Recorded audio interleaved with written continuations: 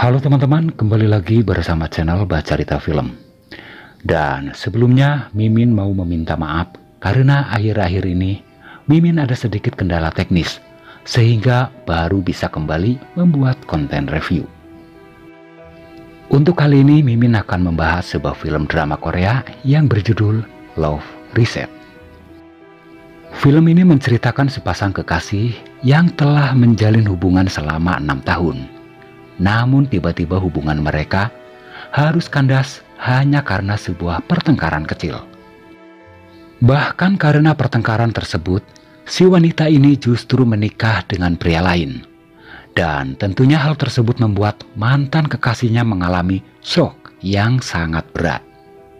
Namun anehnya, si wanita tersebut yang saat ini sedang berada di pelaminan, dirinya kini justru merasa menyesal karena baru menyadari apabila pria yang terbaik bukanlah pria yang berada di pelaminan saat ini, melainkan si mantan kekasihnya yang terbaik, yang tentunya jauh lebih mengenal dirinya.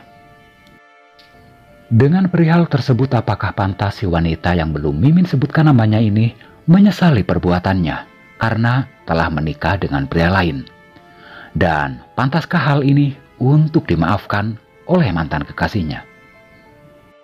Dan bagaimanakah keseruan ceritanya? Tanpa berlama-lama langsung saja ke alur ceritanya. Film dibuka dengan memperlihatkan suasana pernikahan yang cukup megah. Namun di balik megahnya acara pernikahan tersebut, terlihat seorang pengantin wanita yang bernama Haonara. Namun di sini dirinya justru nampak murung. Diketahui dirinya menyesal karena telah menikah dengan pria lain dan meninggalkan kekasihnya yang jelas-jelas mencintai dirinya apa adanya. Sementara di tempat lain juga terlihat seorang pria yang nampak murung. Dirinya bernama Jungyu. Ternyata pria tersebut adalah mantan kekasihnya Nara yang saat ini sedang melaksanakan pernikahan dengan pria lain. Pada saat itu Jungyu berniat akan menghabiskan waktu dengan minum-minum bersama teman-temannya karena merasa putus asa dan tidak lagi memiliki harapan untuk melanjutkan hubungannya dengan Nara. Pada saat itu Jungyu merasa terpukul karena sudah menjalin hubungan selama 6 tahun bersama Nara, namun harus kandas begitu saja semenjak adanya pertengkaran 2 bulan lalu yang kemudian hubungan mereka berdua putus. Di sini dari raut wajah Jungyu, sepertinya Jungyu masih sangat mencintai Nara. Hal yang tidak direncanakan oleh Jungyu sebelumnya, tiba-tiba saat itu Jungyu berpikir untuk datang ke pesta pernikahan Nara. Namun bukan untuk berkondangan, melainkan untuk membawa Nara kabur dengan cara apapun. Meskipun pada saat itu teman-teman Jungyu berusaha untuk mencegah, namun Jungyu tetap nekat, berniat untuk mendatangi pesta pernikahan Nara. Namun tanpa diduga tiba-tiba Jungyu terkejut oleh kedatangan Nara. Karena ternyata sebaliknya, Nara juga mengalami hal serupa, yakni tidak bisa hidup tanpa Jungyu. Diketahui ternyata Nara kabur dari pernikahannya hanya untuk menemui Jungyu. Dan akhirnya hubungan mereka pun kini terjalin kembali. Kemudian di keesokan harinya Nara meminta agar Jungyu untuk menemui ibunya, yakni untuk meminta restu. Karena di sini Jungyu tidak ingin kehilangan Nara untuk yang kedua kalinya. Kemudian Jungyu pun menemui ibunya Nara dan memohon untuk direstui hubungannya. Dalam pertemuan ini, antara Jungyu dan ibunya Nara adalah bagai persamaan bumi dan langit. Bila Nara adalah keturunan dari keluarga kaya raya, sedangkan Jungyu hanya dari keluarga miskin yang bahkan berstatus pengangguran. Pada saat itu Jungyu tampak terlihat sangat gugup di depan calon ibu mertua. Terlebih saat itu ibunya Nara menyodorkan sejumlah uang. Melihat hal ini sontak saja Jungyu sangat terkejut. Biasanya hubungan orang kaya dan miskin akan selalu berakhir dengan uang, yakni agar menerima uang tersebut, namun dengan satu syarat, tinggalkan anakku." Biasanya hal seperti itu yang terjadi. Namun lain halnya dengan kejadian ini. Ibunya Nara memberikan sejumlah uang tersebut bukan untuk meninggalkan Nara, namun untuk membeli sebuah apartemen untuk tinggal bersama Nara. Karena di sini ibunya Nara tidak ingin anaknya tinggal di sebuah kontrakan yang sempit yang saat ini Jungyu tempati. Secara teknis, ibunya Nara sangat mendukung dengan merestui hubungan Jungyu dan Nara. Ternyata tantangan terbesar dalam hubungan Jungyu dengan Nara bukanlah ibunya, melainkan ayahnya Nara yang ternyata sangat tidak suka dengan hubungan Jungyu dan putrinya. Seperti halnya pada saat itu ketika Jungyu meminta restu pada ayahnya Nara. Bukan sebuah dukungan yang Jungyu dapatkan, melainkan Jungyu hampir saja terkena muntahan peluru dari senjata milik ayahnya Nara. Namun karena pada saat itu Nara habis-habisan membela Jungyu dengan segala drama yang dirinya buat, akhirnya sang ayah pun tidak bisa berbuat apa-apa dan akhirnya mereka berdua pun sampai ke jenjang pernikahan. Namun setelah 2 tahun mereka berumah tangga, kini hubungan mereka retak kembali. Alasan yang memicu pertengkaran mereka yakni sama-sama merasa bosan dan merasa tidak cocok satu sama lain. Hingga pada akhirnya mereka berdua memutuskan untuk bercerai kembali. Pada saat itu mereka berdua tengah berada di ruang sidang. Sementara sang hakim bertanya, apa yang menjadi alasan mereka berdua sehingga ingin melakukan perceraian. Kemudian dengan senang hati baik Jungyu maupun Nara mengutarakan semua unek-uneknya satu sama lain. Untuk yang pertama Nara berkata, semua masalahnya berawal dari Jungyu. Sejak awal menikah, Jungyu lebih memilih tinggal di kontrakan ketimbang di apartemen mewah. Sementara Jungyu berpendapat lain mengenai hal tersebut. Dirinya yang seorang pria tentu saja memiliki harga diri, karena merasa malu bila harus tinggal di apartemen dari uang hasil pemberian mertua. Pada saat itu Jungyu berpikir, meski tinggal di kontrakan sederhana, namun hasil dari keringat sendiri itu jauh lebih berharga menurut Jungyu. Sementara untuk masalah berikutnya, yakni ketika Nara berkunjung ke kampung halaman Jungyu. Di sini di rumah ibu mertua, Nara yang terlahir dari keluarga orang kaya raya. Bahkan dirinya tidak bisa memasak dan bersih-bersih. Karena hal ini dipermasalahkan oleh ibunya Jungyu, sehingga hal tersebut Nara pun merasa sakit hati. Sementara tanggapan dari pihak pengadilan yang mendengar rentetan permasalahan ini, mereka pun dapat memahami. Kemudian dari pihak pengadilan kembali bertanya, pertengkaran apa yang akhir-akhir ini terjadi? Kemudian di sini Jungyu kembali menyampaikan rasa kesalnya, yakni tentang kejadian di pagi ini. Saat itu ketika Jungyu tengah bersiap untuk berangkat kerja, dirinya mendapat hampir di semua ruangan dipenuhi dengan asap. Kemudian setelah Jungyu memeriksa dapur, ternyata ada sebuah panci yang gosong karena ulah Nara yang lupa mematikan kompor. Ternyata hal itu terjadi diketahui lagi-lagi Nara memasak dalam kondisi mabuk. Akan hal ini Jungyu tidak jadi berangkat kerja karena seharian justru malah bertengkar dengan Nara. Mendengar hal ini dari pihak pengadilan, dirinya meminta waktu 30 hari untuk membuat keputusan. Kemudian sepulangnya dari kantor pengadilan, Jungyu terlihat sangat senang. Bahkan dirinya membuat alarm untuk 30 hari mendatang, di mana dirinya akan terbebas dari pernikahan ini. Bahkan dalam perjalanan pulang pun, mereka tak henti-hentinya bertengkar. Hingga nasib naas terjadi pada perjalanan pulang mereka. Tiba-tiba saja mobil yang mereka kendarai tertabrak oleh sebuah truk yang melintas. Dengan kejadian ini, akhirnya mereka berdua pun masuk rumah sakit. Meskipun pada saat itu secara fisik, mereka berdua tidak mengalami luka yang serius. Namun sayangnya, mereka berdua justru mengalami amnesia atau kehilangan ingatan. Tidak lama kemudian pihak keluarga pun datang. Meskipun mereka terkejut dengan kejadian ini, namun dari keluarga mereka tak ada satupun yang tahu bila Jungyu dan Nara sebelumnya akan melakukan perceraian. Pada saat itu baik Nara maupun Jungyu, mereka juga tidak tahu bila mereka adalah sepasang suami istri. Dan hal ini mereka ketahui setelah mendapat penjelasan dari keluarganya. Karena pada saat itu dua-duanya saat itu mengalami amnesia, maka dalam hati masing-masing berkata. Saat itu dalam hati Jungyu berkata, betapa beruntung dirinya memiliki istri yang terbilang cukup cantik. Namun lain halnya dengan hati Nara. Dirinya justru berkata, betapa tidak beruntung dirinya. Mengapa Nara bisa memiliki suami yang sangat tidak menarik menurutnya. Saat itu, baik Nara maupun Jungyu sama-sama memiliki rasa penasaran tentang kisah cinta mereka yang tidak bisa mereka ingat.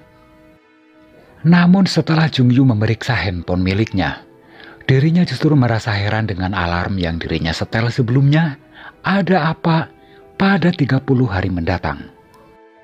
Saat itu Jungyu bertanya pada Nara, namun saat itu bahkan Nara juga tidak bisa mengingatnya.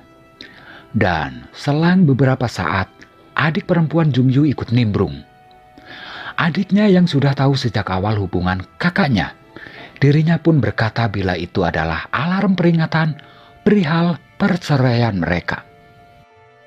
Mendengar penjelasan tersebut, baik Nara dan Jungyu, dirinya semakin bingung. Apa alasan mereka berdua sehingga hendak bercerai? Sementara di sisi lain, ibunya Nara dan Jungyu saat itu tengah berbincang dengan sang dokter. Dan Pak Dokter berharap agar Jungyu dan Nara tinggal satu rumah, yakni agar mereka berdua bisa beradaptasi dengan sakit yang sedang mereka alami. Namun ternyata lain halnya dengan kedua orang tua Jungyu dan Nara. Mereka tetap menginginkan apabila anak-anaknya untuk bercerai. Kemudian sebagai upaya untuk mencegah agar Jungyu dan Nara tidak jatuh cinta kembali, maka di rumah ini tinggallah adiknya Jungyu yang bernama Nami, yakni dirinya bekerja untuk selalu mengawasi agar Jungyu dan Nara tidak saling jatuh cinta lagi. Singkat cerita, beberapa hari kemudian, di rumah ini diadakan sebuah pesta yang dihadiri oleh teman-teman mereka, yakni dalam bentuk pemulihan agar Jungyu dan Nara bisa cepat kembali mengingat siapa diri mereka. Dari masing-masing tamu diharuskan menceritakan masa lalu mereka dengan tujuan agar Jungyu dan Nara kembali ingat siapa diri mereka masing-masing. Salah satunya adalah si Pam. Dirinya bercerita awal pertemuan Nara dan Jungyu adalah dirinya yang pertama kali mengenalkannya. Dan sejak saat itu Nara dan Jungyu menjadi semakin dekat. Kemudian di saat Pam dan Jungyu sedang asik menceritakan masa lalu Jungyu dengan Nara, ternyata di sini Nara mendengarkan percakapan ini. Pada saat itu Nara hampir tidak percaya. Ternyata dirinya lah yang memulai hubungan ini. Kemudian di keesokan harinya, Nara dan Jungyu menjalani sebuah terapi hipnotis yang ditemani oleh ibu mereka masing-masing. Kemudian di sini Jungyu dan Nara dibuat tidur terlebih dahulu. Untuk yang pertama adalah Jungyu.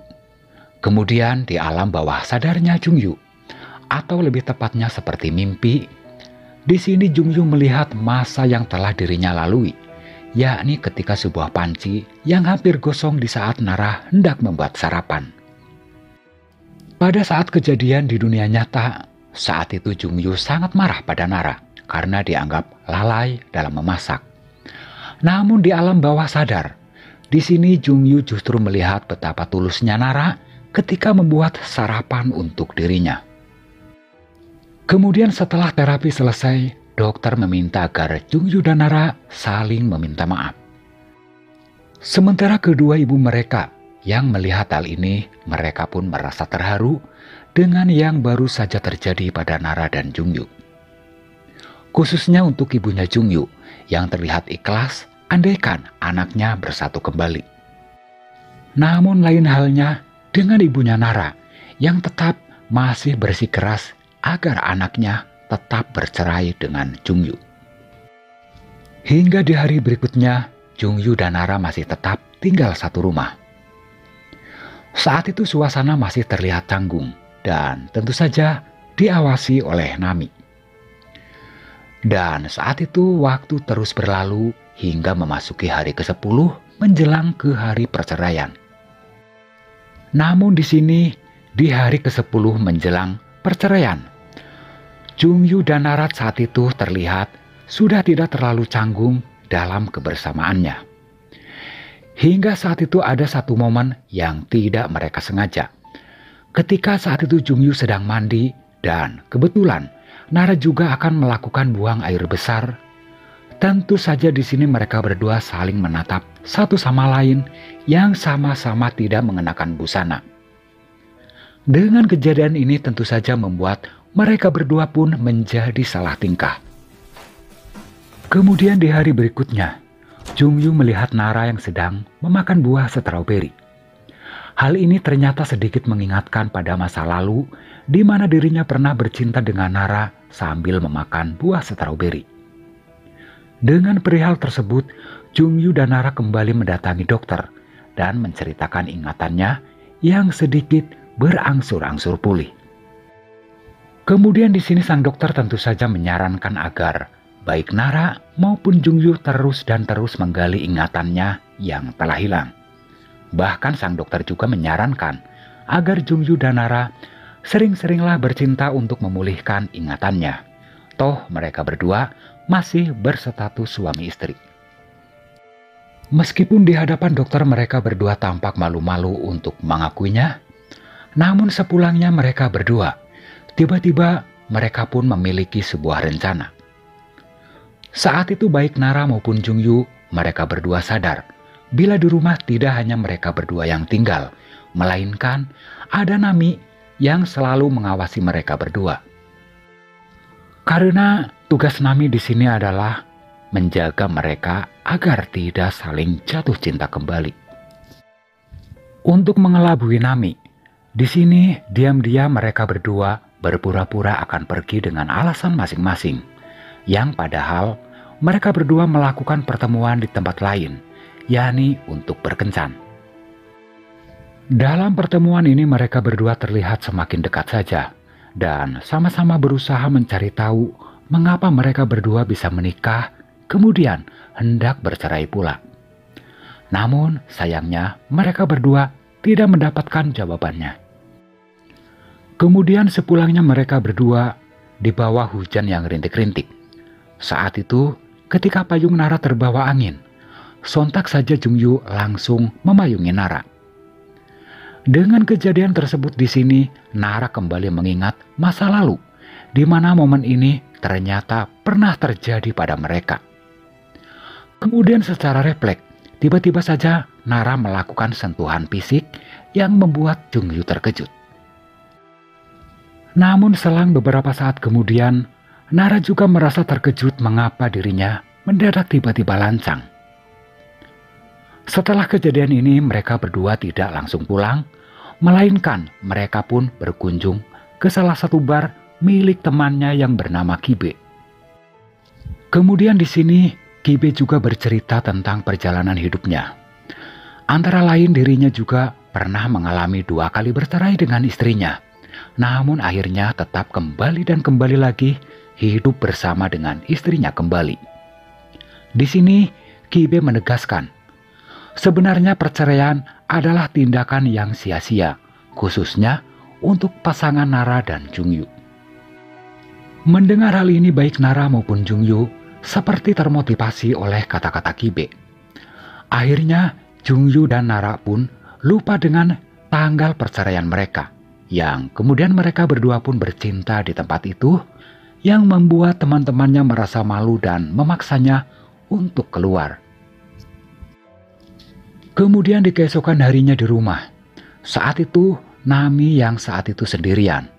Dirinya pun mulai merasa curiga mengapa Nara dan Jungyu tidak kunjung pulang setelah kemarin mereka berpamitan masing-masing.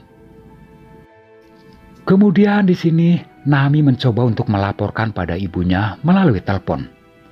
Namun selang beberapa saat itu juga tiba-tiba Jungyu dan Nara pulang yang diantarkan oleh teman-temannya. Kemudian Nara langsung mengatakan alasan mengapa dirinya tidak langsung pulang. Saat itu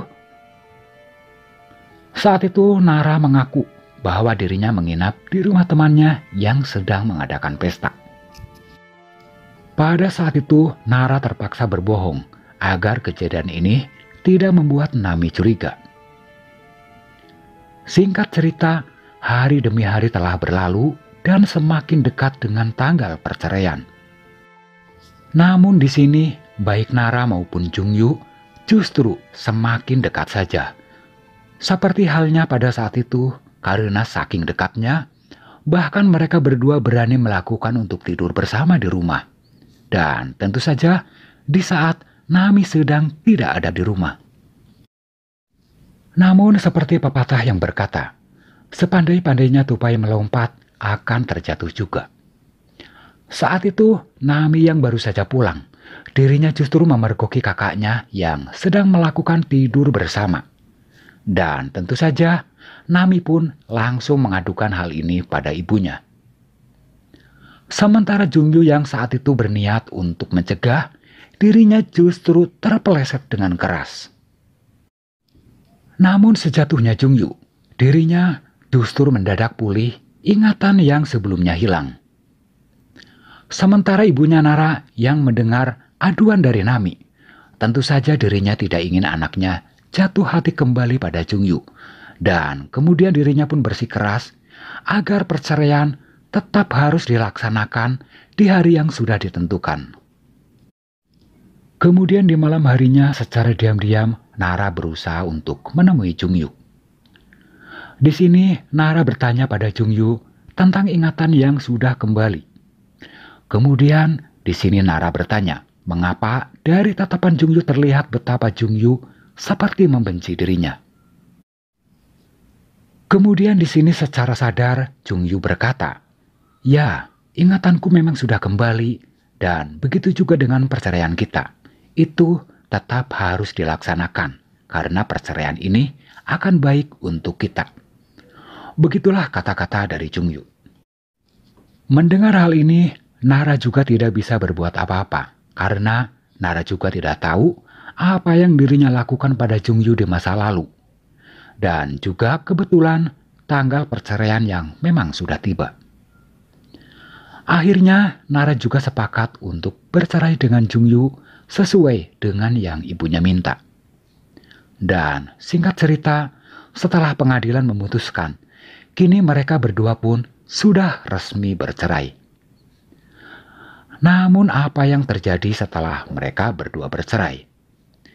Ya, ternyata kini mereka berdua sama-sama merasa galau dan kesepian satu sama lain. Namun meski begitu, tetap saja mereka berdua kini sudah bukan siapa-siapa lagi. Bukan pacar dan bukan pula teman. Bahkan saat itu ibunya Nara meminta agar sebaiknya Nara pergi sejenak ke luar negeri untuk move on dari Jungyu. Saat itu ibunya sambil menyiapkan barang-barang Nara, ibunya Nara di sini melihat raut wajah Nara yang seperti tidak ikhlas dengan perceraian ini.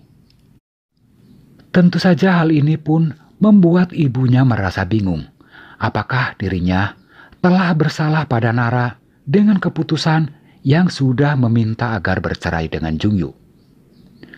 Namun karena keputusan sudah dirinya buat dan tidak mungkin untuk berkata secara langsung pada Nara agar membatalkan keberangkatannya. Namun di sini ibunya Nara langsung menemui Jungyu dan berkata, bila saat ini Nara sudah berada di bandara. Saat itu dengan berpura-pura mengusir Jungyu yang padahal itu adalah sebuah kode dan kesempatan terakhir bagi Jungyu agar kembali mengejar cintanya. Namun di sini Jungyu yang memang sudah kembali pulih ingatannya dirinya bercerita pada teman-temannya, apakah ini adalah keputusan yang tepat bila menemui Nara yang saat ini akan pergi ke luar negeri. Namun di sini tampaknya semua teman-temannya berkata, bila ini adalah memang kesempatan terakhir bagi Jungyu untuk mengejar cintanya. Hingga pada akhirnya Jungyu pun memutuskan untuk mengejar Nara yang saat ini sudah berada di bandara.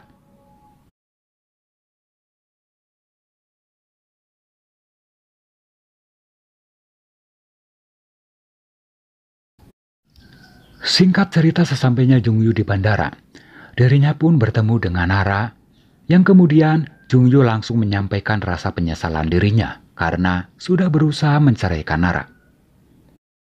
Bukan hanya itu saja, Jungyu juga berkata bila dirinya mulai saat ini akan lebih dewasa lagi dalam bertindak, khususnya soal bersikap yang tidak akan memicu pertengkaran. Begitulah menurut kata-kata Jungyu.